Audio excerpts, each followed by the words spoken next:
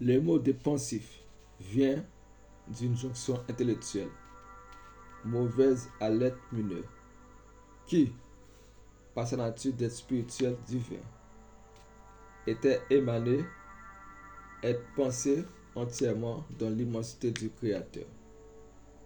Cette jonction intellectuelle a fait dégénérer le mineur de ce premier état et l'assujettit à être pensif. Par la notion intellectuelle qu'il reçoit de la part du mauvais esprit. Ce qui fait que le mineur n'est que par temps pensé par jonction entière avec l'esprit bon. Il n'est plus surprenant qu'Adam, après sa prévarication, soit devenu un être pensif et pensé.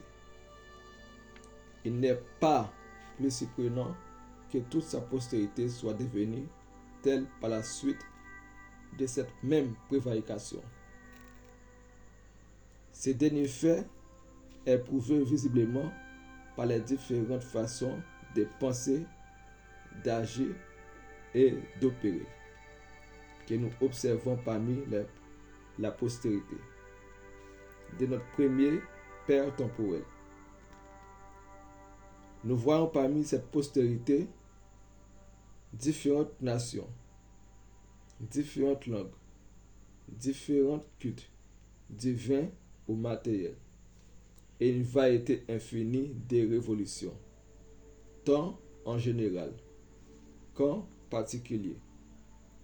De plus, nous voyons les hommes avoir entre eux, dans tous les temps, une intime et avide communication, afin de s'instruire les uns et les autres de la pensée qu'ils ont conçue, soit tendre au spirituel, soit au matériel.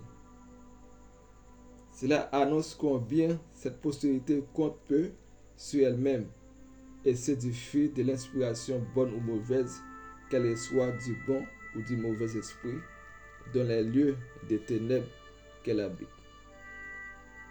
C'est à cause de son événement dans cet état contraire à sa nature spirituelle que nous nommons la postérité d'Adam, pensive et pensant, par la communication de ce être intellectuel, bon ou mauvaise, dont l'homme s'est rendu susceptible d'être environné.